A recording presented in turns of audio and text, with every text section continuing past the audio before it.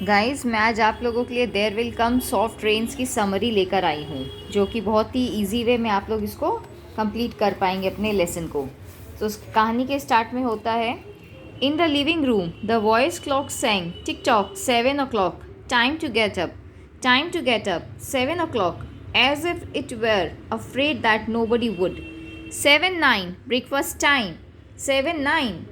In the kitchen, the breakfast stove ejected 8 pieces of perfectly brown toast, 8 eggs, sunny side up, 16 slices of bacon, 2 coffees, and 2 cool glasses of milk. Today is 4th August 2026, the city of Allendale, California. Somewhere in the walls, relays clicked, memory tapes glided under electric eyes.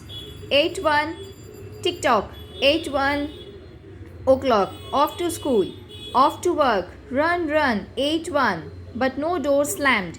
It was raining outside. The weather box on the front door sang quietly, rain, rain, go away. Rubber's raincoats for today. Outside the garage chimed and lifted its door to reveal the waiting car. After a long wait, the door swung down again.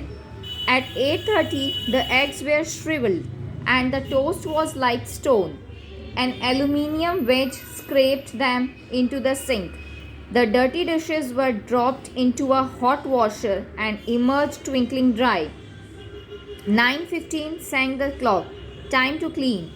Tiny robot mice thudded against chairs, whirling their mustache runners, kneading the rug nap, sucking gently at hidden dust. Then they popped into their burrows. The house was clean. 10 o'clock, the sun came out from behind the rain. The house stood alone in a city of rubble and ashes. This was the one house left standing. At night, the ruined city gave off a radioactive glow which could be seen for miles. 10:15, the garden sprinklers pelted the window panes. Running down the charred west side where the house had been burned evenly, free of its white paint. The entire west face of the house was black, save for 5 places, had the silhouette in paint of a man mowing a lawn. Here, as in a photograph, a woman bent to pick flowers. Still farther over, their images burnt on wood in one titanic instant. A small boy, hands flung into the air, higher up, the image of a thrown ball, and opposite him a girl, hand raised to catch a ball which never came down. The 5 spots of paint, the man, the woman, the children, the ball, remained. The rest was a thin charcoal layer. 12 noon, a dog whined on the front porch. The front door recognized the dog voice and opened. The dog, once huge and fleshy, but now gone to bone and covered with sores, moved in and through the house, tracking mud. The dog frothed at the mouth, ran wildly in circles, biting at its tail, spun in a frenzy and died. It lay in the parlor for an hour. 2:15. The dog was gone. In the cellar, the incinerator glowed suddenly and a whirl of sparks leaped up the chimney. 2:35. Bridge tables sprouted from patio walls. Playing cards fluttered. Martinis manifested while music played.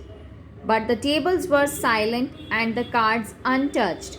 At 4 o'clock, the tables folded back through the panelled walls. 43. 4:30. The nursery walls glowed. Animals took shape: yellow giraffe, blue lions, pink antelopes, lilac panthers. Hidden films clocked through well-oiled sprockets, and the glass walls leaped. It was the children's hour. 6, 7, 8 o'clock.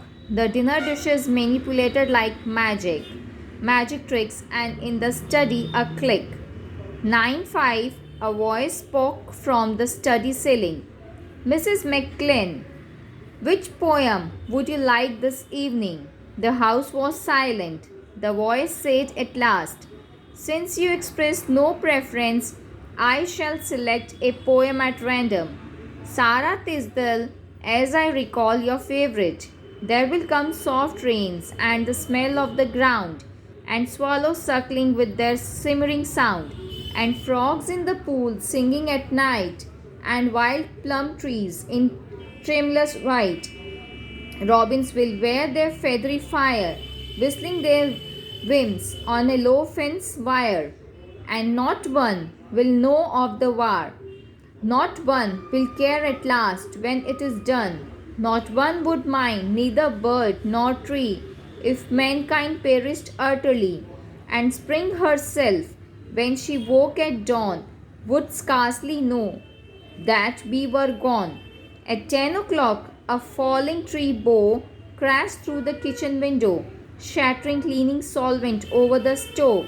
The room was ablaze in an instant. Fire! Screamed a voice. Water pumps shot water from the ceilings, while the voices took it up in chorus. Fire! Fire! Fire! The house tried to save itself, but the wind blew and sucked upon the fire. Scurrying water rats pistoled their water and ran for more, and their wall sprays let down showers of mechanical rain. But too late, the quenching rain ceased. The reserve water supply, which had filled baths and washed dishes for many quiet days, was gone.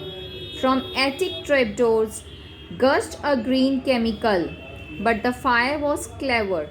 It had sent flames outside the house, up through the attic to the pumps there.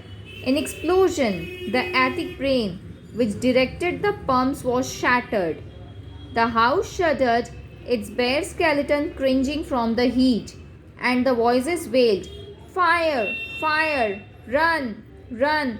Like a tragic nursery rhyme, a dozen voices, high, low, 1, 2, 3, 4, 5 voices died.